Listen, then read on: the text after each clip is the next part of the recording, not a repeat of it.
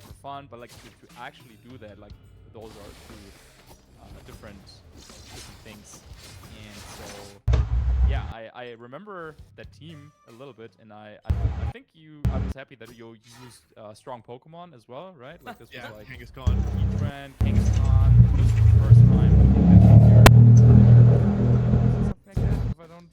If I'm not I think I hadn't mistaken. used that much. I think when I used them in the past, they were stupid sets, like Timid, Max Speed, Heatran, and like I don't remember what Kangaskhan was on the Banette team, but I dropped it for Venusaur, so yeah, that tells you what you should know, I guess. It was Milotic too, right? Was it? Yeah, it was Milotic, Kangaskhan, Heatran, Thundurus? Moongus? I don't know if the Moongus was there. It was 5 out of 6 of Chaka. I think there was no Cresselia, so maybe it was Moongus.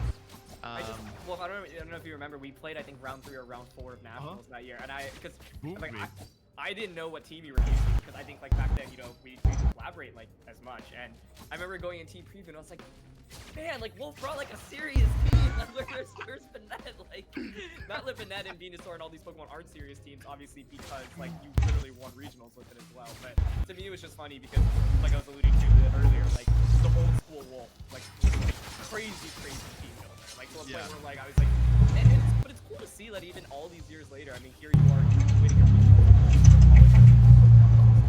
I'd be surprised if more than like 3 people brought it to the event total, right? Yeah.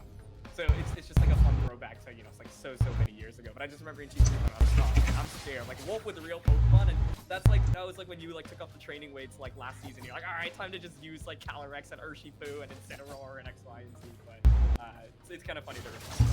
Yeah, absolutely. I think also we had to do like an interview right after you beat me. Like, do you remember this big tournament? And I was like, dang, that's brutal. But sorry, I sidetracked just a little bit.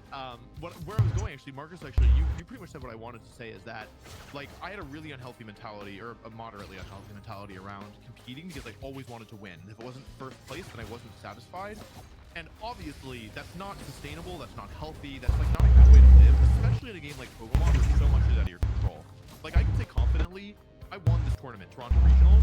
There are many worlds where I do not win. Like one thing goes different at any point, and I very easily could have been eliminated. Like in Top Cut, or even before Top Cut, there were many games that were down to the wire. And so I started shifting in 2017 to having a different mentality to try and focus on things that weren't just my placement, or maybe weren't my placement really, weren't tied to my placement at all, about when I'm trying to figure out how I felt about an event. And actually, I don't know if you guys saw the message, but mid-tournament in Toronto, I sent a message that was like, it was after round 10, I think. And it was, so I needed to win the next round in order to make Top Cut. And I said, you know what?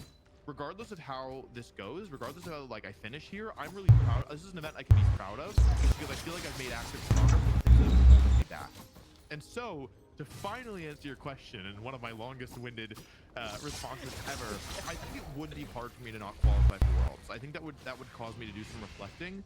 However, I don't think it would be as devastating for me as as it would have been when I was younger, and as somebody might expect, because I have had good seasons since Scarlet and Violet started, frankly. Like, it's been a really good generation for me, but I've never lost that mentality of, like, the results will be what they're going to be, and I have to be able to feel, I have to separate how I feel about my play and my event from the final placement. And actually, this goes both ways, where when I won Orlando, I felt kind of bad afterwards, because I totally missed, that was the one where, like, the opponent, I don't want to say but they carried for no reason, and I forgot to, like, Terra Poison Urshifu, and I felt like I was lost, they Terra Poisoned, and so it was like, yeah, like I actually, even though I won, I felt kind of bad for a couple days, and I had to, like, work through that, because I was like, oh, I won, but I didn't really deserve to win. Like, I kind of got bailed out by, like, completely out of my control. Not even, like, luck, like a lucky crit or whatever, which is by the opponent kind of giving up, or, like,